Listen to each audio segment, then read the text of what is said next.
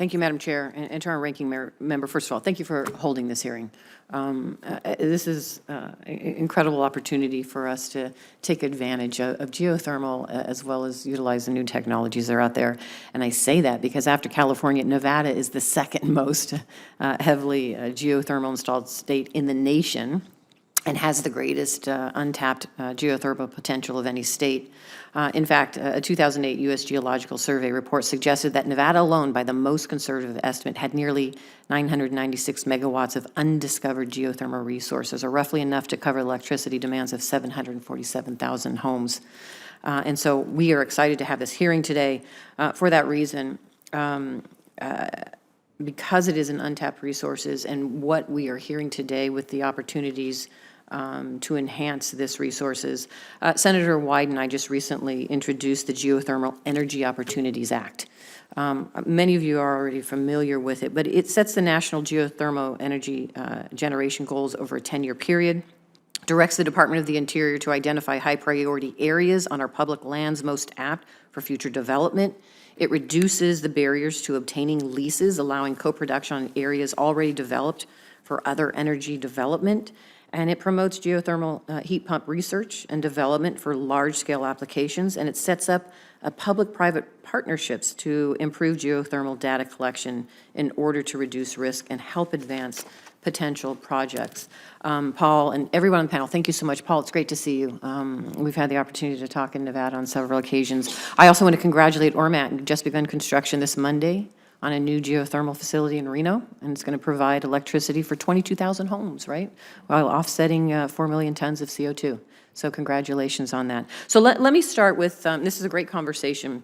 I appreciate that. One of the things that I want to talk about in the bill, and you mentioned the efforts taken by the federal government to expand opportunities to site renewable energy projects. The bill that Senator Wyden and I that have introduced requires that data from all exploratory wells carried out on federal lands be made public for the purpose of mapping national geothermal resources. And we've talked a little bit about that. Paul, can you talk a little bit how Ormat has utilized public data and how it can be best put to use by the geothermal industry? Absolutely. Through the chair to Senator Cortez Masto, first and foremost, thank you for introducing this bill. That is fantastic news. And thank you for coming out and visiting a geothermal power plant. As you mentioned, the steamboat complex in Reno we just heard, can be seen by everybody driving from the Reno airport to the Capitol in Carson City. And it produces enough electricity to supply the entire residential load of the city of Reno. If I go back to those original projects that Ormat took DOE funding on, I believe all of the data that we collected was shared with the Department of Energy. And I think that's critical for future developers because we're not always going to be successful in developing a project. And we heard about the innovation on temperature. And so a lot of the resources that maybe were looked at 20 years ago weren't feasible based on the technology of that day because they weren't hot enough.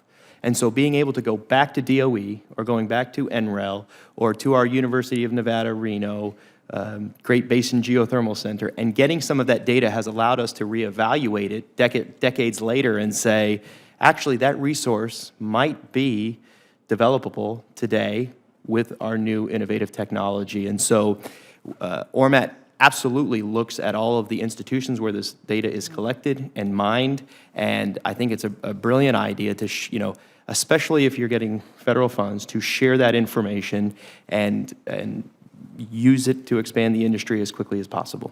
Great. Can you talk a little bit about the investment tax credits? And I've heard this conversation as well, that to continue to promote this investment, ITC is helpful with the upfront costs. What else can we be doing? Sure. So geothermal is a little unique in the fact that it's eligible for both the kind of a base rate ITC and used to be eligible for the production tax credit. And that really put geothermal on a level playing field with the other renewable technologies that got this.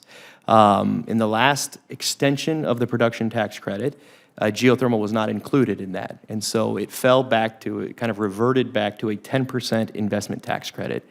And that has put geothermal at a disadvantage from a developer standpoint of competing with those other technologies that get the 30% investment tax credit.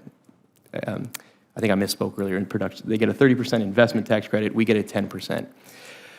By including geothermal and putting it on that level playing field, we will expedite its deployment, especially in states that are trying to mitigate climate and find resources that can, be flexible and firm and meet their climate goals moving forward. And so, as I think the industry and on behalf of the Geothermal Resource Council, we are ready to kind of have that discussion should a tax bill come forward, and it's pivotal moving forward. Thank you. I notice my time is up. Thank you all for being here.